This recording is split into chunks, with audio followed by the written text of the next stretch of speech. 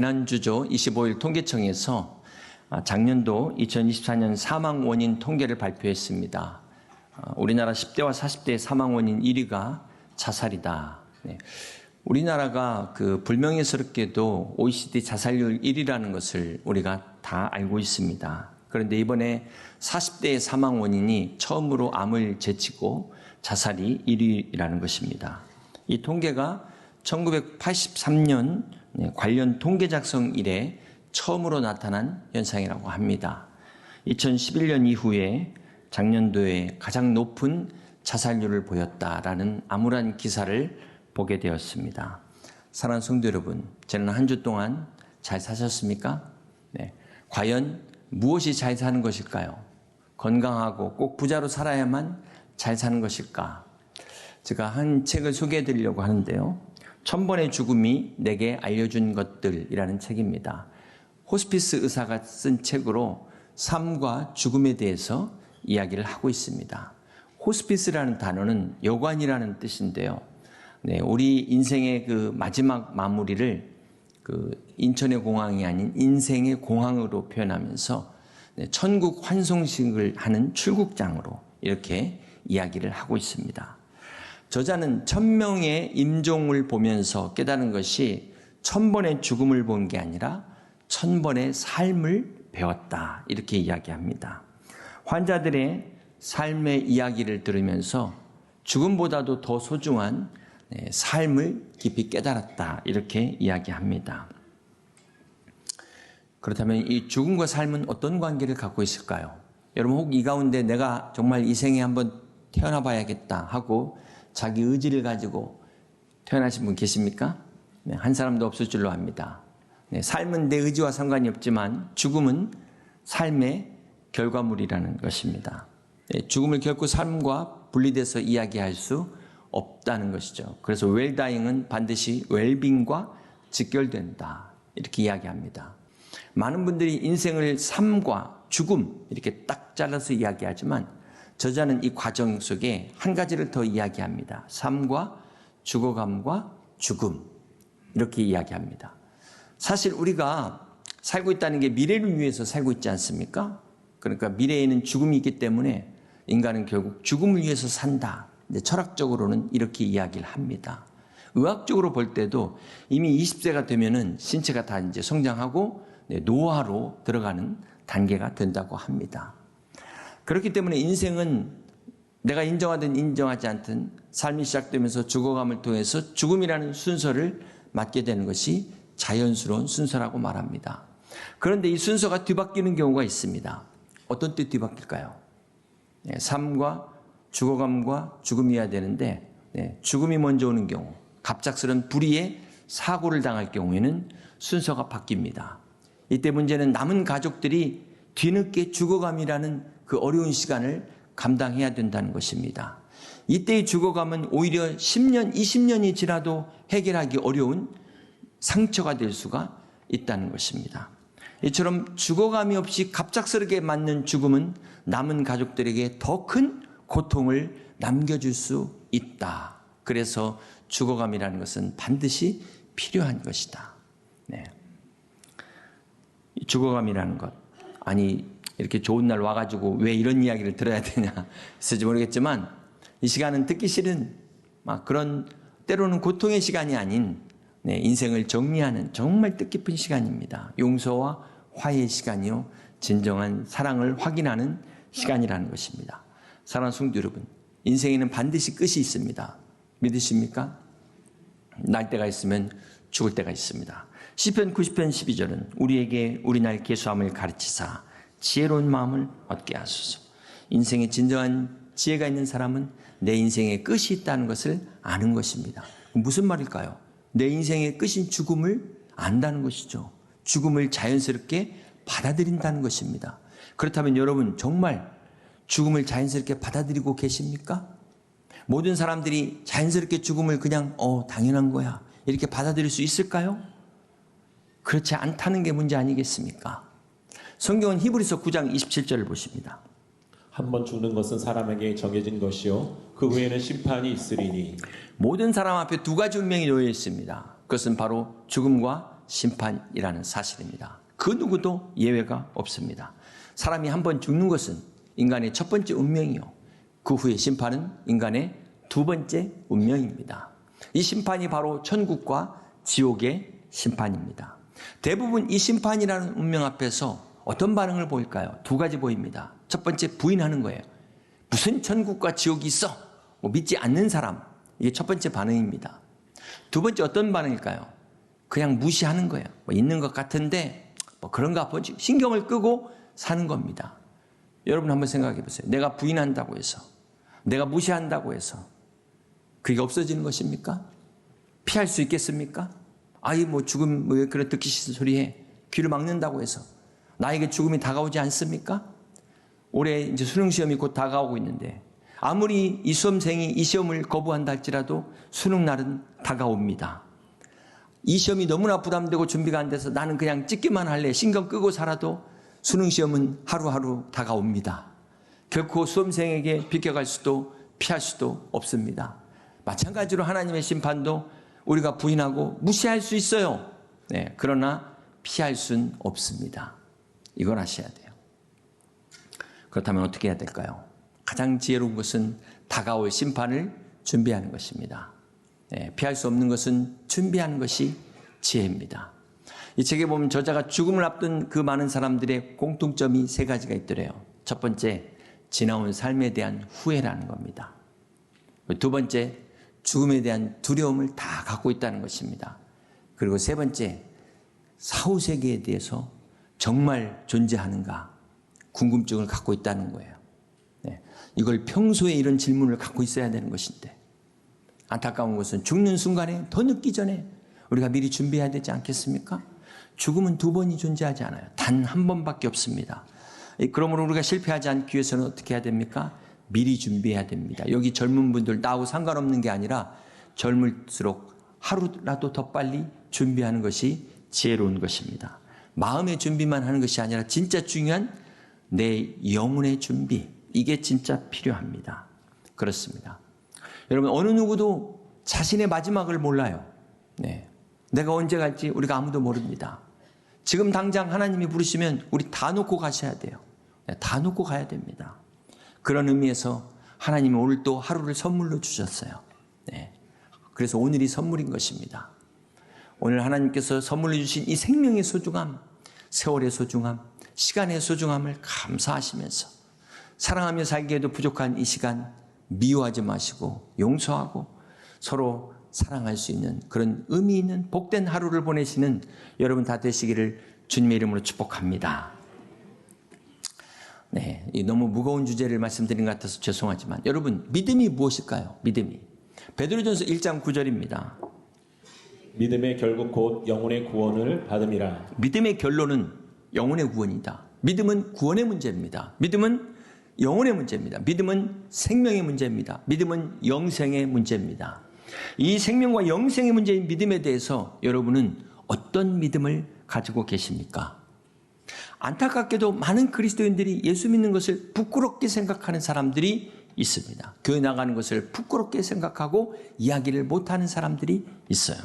고린도전서 1장 22절을 보시면 유대인들은 표적을 구하고 헬라인은 지혜를 찾으나 우리는 십자가에 못 박힌 그리스도를 전하니 유대인에게는 꺼리는 것이요 이방인에게는 미련한 것이로되 2000년 전 당시에도 예수님을 믿는 것을 미련하고 어리석게 생각한 사람들이 존재했다는 것입니다. 지금처럼 과학이 발전하지도 않고 의술이 발달하지 않았음에도 불구하고 예수님의 부활을 허무맹랑한 이야기로 생각한 사람들이, 그래서 복음을 부끄러워하는 사람들이 있었다는 것입니다. 여러분 한번 생각해 보세요. 우리가 이제 천국에 가면 믿음을 가졌기 때문에 주님을 만나지 않겠습니까? 그럼 딱 보면 주님이 어딘지 알아볼 거예요. 아, 저분이 주님이시다. 그래가지고 막 기뻐가지고 나도 놀란 거예요. 아무튼 내가 천국 갔다는 사실에 놀래가지고 막 주님 앞에 주여 하고 왔는데 주님이 갑자기 뻥 쳐다보시면서 누구십니까? 이런 황당한 일이 있어서야 되겠어요? 우리 마태복음 7장 23절 한번 같이 보시겠습니다. 그때 내가 그들에게 밝히 말하되 내가 너희를 도무지 알지 못하니 불법을 행하는 자들아 내게서 떠나가라 하리라. 이런 사람들이 있기 때문에 주님이 지금 성경에 기록하고 있지 않습니까? 마가복음 8장 38절에 보면 누구든지 이 음란하고 죄 많은 세대에서 나와 내 말을 부끄러워하면 인자도 아버지의 영광으로 거룩한 천사들과 함께 올 때에 그 사람을 부끄러워하리라. 여러분, 이것보다 황당한 일이 어디 또 있을까요? 이 땅에서 주님을 부끄러워했던 사람들은 주님이 그 천국에서도 부끄러워하신다는 거예요. 이거는 한번 생각해 보세요. 영원히 부끄러워하는 것 아니겠습니까? 오늘 본문 로마서 1장 16절에 내가 복음을 부끄러워하지 아니하노니 이 복음은 모든 믿는 자에게 구원을 주시는 하나님의 능력이 됨이라고 말씀하고 있습니다. 사도 바울은 이 복음을 부끄러워하지 않는 믿음을 가졌고 그는 이 복음을 위해 자신의 생명조차 조금도 아끼지 않고 기꺼이 바칠 수 있는 믿음을 가졌습니다. 왜 그랬을까요? 그 이유가 무엇일까요? 복음은 바로 모든 믿는 자들에게 구원을 주시는 영원한 생명을 주시는 하나님의 능력이기 때문에 그렇습니다. 여러분, 이 하나님의 능력을 믿으십니까? 이 복음을 믿으십니까? 그렇다면 여러분 진정 구원을 받으셨습니까? 네. 여러분 구원의 확신이 있으십니까? 네. 왜 점점 아멘 소리가 작아지는지 모르겠네요. 여러분은 구원하면 어떤 생각이 드십니까? 대부분은 구원을 죽기 직전에 천국 가는 거 이렇게 생각해요. 여러분 한번 생각해 보세요. 십자가상의 강도처럼 막 죄 짓고 자기 하고 싶은 거 다 하다가 죽기 직전에 예수 내 구주 그래가지고 커트라인으로 딱 천국에 일단 들어가는 거예요. 그걸 아주 인생의 목표로 사는 사람들이 있어요. 아, 정말 그걸 부러워하는 사람들이 있다는 거예요. 저는 모태신앙으로 어렸을 때부터 신앙생활을 했지만 제가 대학교 1학년 때 정말 구원에 대해서 진지하게 고민했습니다. 물론 그전에도 고민을 했지만 뭐 그렇게까지 진지하게는 못했고 이제 대학교 1학년 때 돼서는 진짜 내 믿음이 진짜인가 확인하기 위해서 제가 성경 공부도 나가고 또 집회도 참여하고 그러면서 가는 데마다 일어섰어요. 아무튼 콜링할 때마다 일어서갖고 한 5-6번은 일어났어요. 그래도 어떤 때는 구원 받은 것 같고 어떤 때는 안 받은 것 같고 이제 그러던 중에 선배님이 찾아와가지고 요한복음 5장 24절 말씀을 딱 펼쳐주는 거예요. 그때 제가 처음으로 제 인생에 내 구원이 하나님의 말씀에 근거한 구원이구나 라는 것을 깨닫게 됐습니다. 그전까지는 정말 왔다 갔다 하는 신앙이었어요. 여러분 우리 요한복음 5장 24절 말씀 같이 한번 보실까요? 내가 진실로 진실로 너에게 이르노니 내 말을 듣고 또 나 보내신 이를 믿는 자는 영생을 얻었고 심판에 이르지 아니하나니 사망에서 생명으로 옮겼느니라. 제가 한 5분간만 성경 공부를 하겠습니다. 네. 요한복음 5장 24절 말씀에 구원의 3가지 시제를 이야기합니다. 네. 여기에 물론 우리말에도 잘 표현이 되어 있지만 영어 성경은 더 정확한 표현이 되어 있어요. 내 말을 듣고 또 나 보내신 이를 믿는 자는 영생을 얻었고를 영어 성경에는 NIV 보면 has eternal life, 현재 완료 시제, 네, 과거에 시작돼서 현재까지 지속되고 있는 상태를 이야기하는 것입니다. 사망에서 생명으로 옮겼느니라. has crossed over from death to life. 네, 현재 완료입니다. 우리가 믿는 순간 네, 천국으로 옮겨지고 그것이 지속되고 있다는 것입니다. 2000년 전에 주님께서 우리 모든 인간의 과거와 현재와 미래의 죄를 십자가에서 다 사신 것을 믿는 사람마다 죄사함을 받고 의롭다 인정한다는 이게 칭이에요. justification. 칭입니다. 이 구원의 첫 번째 구원은 과거의 시제라는 거예요. 과거. 네. 2000년 전에 주님이 십자가상에서 친히 자신의 몸으로 우리의 구원을 사인하셨어요. 그것을 우리가 믿는 순간 그 순간에 그 효력이 발생됩니다. 그래서 구원은 과거적 시제가 되는 것입니다. 두 번째 구원이 현재인 것은 내 말을 듣고 here's my word. 현재입니다. 현재. 지금 듣고 있는 상태. 나 보내신 이를 믿는 자. believes him who sent me. 현재 시제입니다. 지금 믿고 있는 사람. 지금 믿고 있는 사람. 이게 바로 구원의 현재 상태. sanctification. 성화라고 이야기합니다. 여러분 결혼으로 비유하자면 칭의는 결혼식을 올린 거예요. 어제도 결혼식이 있었지만 결혼식을 올리고 성화는 이제 결혼 생활을 하는 겁니다. 여러분 결혼식이 중요해요? 결혼 생활이 중요해요. 물론 다 중요하지만 결혼 생활을 위해서 결혼식을 하는 것 아니겠습니까? 그러니까 성화를 위해서 칭의가 있는 거예요. 근데 어떤 분들은 이제 구원 얻었고 의롭다 칭함 받았으니까 끝! 성화가 없어요. 이게 문제라는 겁니다. 오늘 현재의 내 삶에서 그리스도를 닮아가는 삶. 이것이 현재의 신앙생활인 성화의 삶이라고 말합니다. 유명한 신학자 톰 라이트는 이 성화를 이렇게 얘기했어요. 매일 십자가로 싸우는 사람들, 이 땅에서 매일매일 죄와 싸우는 삶, 이걸 성화라고 이야기합니다. 우리가 그리스도를 믿기 시작한 후에 성령님이 우리 안에 오시면 어떤 일이 생길까요? 갈등이 생겨요. 오호라 곤고한 자로다. 이 사망의 몸에서 누가 나를 건져내랴. 성령이 충만하지 못하면 매일매일 우리 안에서 갈등이 일어나는 것입니다. 이게 바로 성화의 삶입니다. 오늘 매일 성경에 보면 이런 말이 있어요. 순종이 즉흥적인 감동이나 순간의 결정이 아니라 지속적인 일상의 실천이 돼야 된다. 네, 마찬가지입니다. 성화는 순간적 결정이 아닌 지속적인 순종이 성화입니다. 어떤 부흥에 가가지고 막 뜨거운 어떤 한순간의 찰나적 감정이 아니라 오늘 아침에 세수하고 오셨죠? 아침 드시고 오셨죠? 이런 일상의 평범한 삶 속에서 하나님을 닮아가는 행위가 성화라는 것입니다. 이것이 바로 성화의 삶입니다. 그 다음 마지막 세 번째는 심판에 이르지 아니하는 will not be judged. 미래 시대입니다. 미래. 우리의 최종적인 구원의 완성은 아직 오지 않았어요. 이것을 glorification, 영화라고 말합니다. 영화. 그렇습니다. 마지막 이 영화는 주님이 오실 때, 우리가 이 육체의 장막을 떠날 때 이루어지는 구원의 완성입니다. 그때가 되면은 우리가 장례식장에서 듣는 말씀, 눈물도 없고 더 이상 곡하는 것이나 슬픔이 없는 모든 고통과 유혹에서 완전히 해방되는, 벗어나는 그 상태가 바로 구원의 완성인 영화입니다. 이것을 하나님께서 이스라엘 백성의 출애굽 과정을 통해서 보여주셨어요. 출애굽이 칭이에요. 애굽에서 나온 것이 우리가 죄에서 구원받는 단번의 사건이라면 이스라엘 백성이 40년간의 광야의 생활은 성화의 삶을 의미하는 것입니다. 그리고 마침내 이스라엘 백성 가나안 땅 들어간 그것이 바로 영화의 삶, 최종적인 구원의 완성을 이야기하는 것입니다. 출애굽은 하루 만에 이루어졌지만 가나안 땅에 들어가기까지는 40년이 걸렸어요. 그렇습니다. 오늘 우리가 예수 그리스도를 믿는 순간 의롭다 인정받는 것은 순간에 이루어지는 것이지만 우리의 성화는 언제까지? 어떤 분들은 그게 50년이 될 수도 있고 60년이 될 수도 있는 거예요. 그렇기 때문에 결론적으로 우리의 구원은 already, but not yet. 칭의적 사건으로 이미 이루어졌지만 그러나 아직 영화가 오지 않는 그런 상태에서 구원을, 완성된 구원을 이루어가야 될 책임이 있다는 것입니다. 그렇습니다. 사랑하는 성도 여러분, 오늘 우리 기독교의 문제가 무엇입니까? 급하다 보니까 전도를 하는데 칭의만 전하고 뒷부분의 성화를 생략시켜버렸어요. 예수 믿고 구원 받으세요. 여기서 끝나버렸다는 것입니다.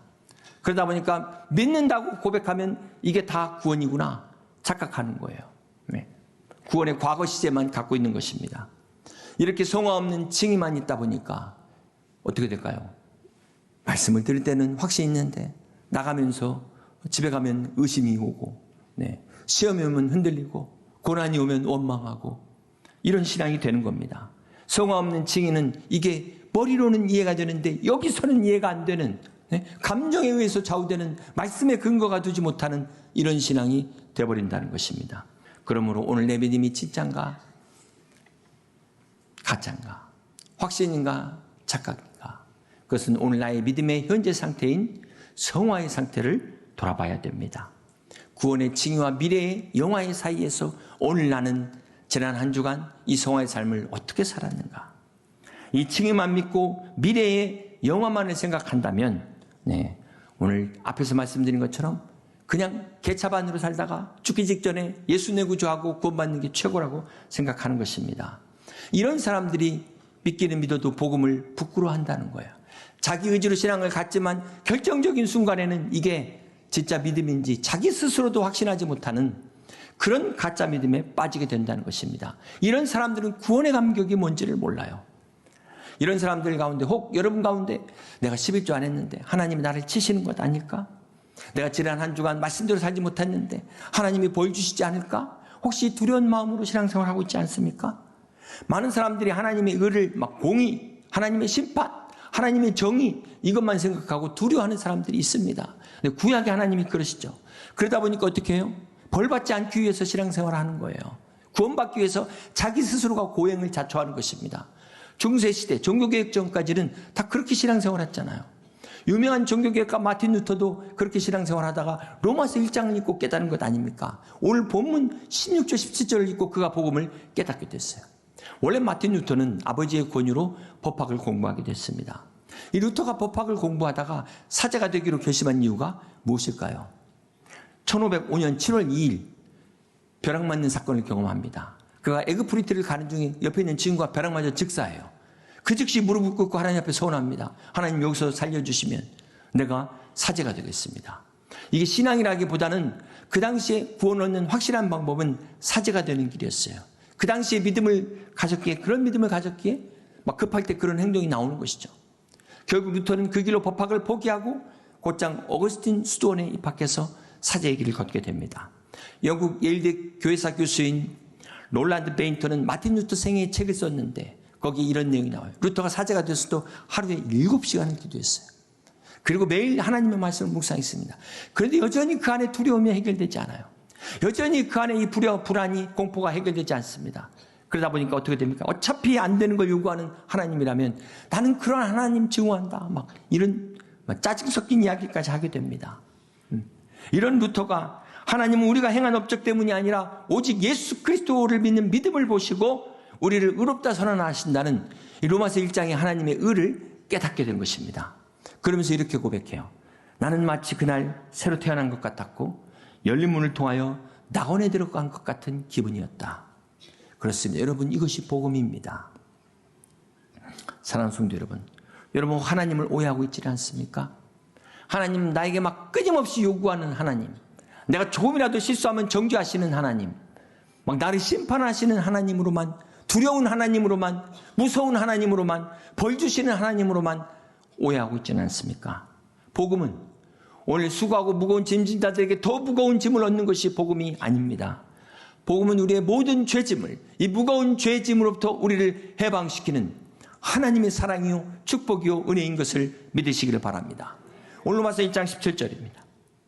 복음에는 하나님의 의가 나타나서 믿음으로 믿음에 이르게 하나니 기록된 바 오직 의는 믿음으로 말미암아 살리라 함과 같으니라. 루터와 여기서 깨달은 하나님의 의는 구약에 심판하시는 그 하나님이 아니었어요. 이 의는 예수 그리스도의 의였어요.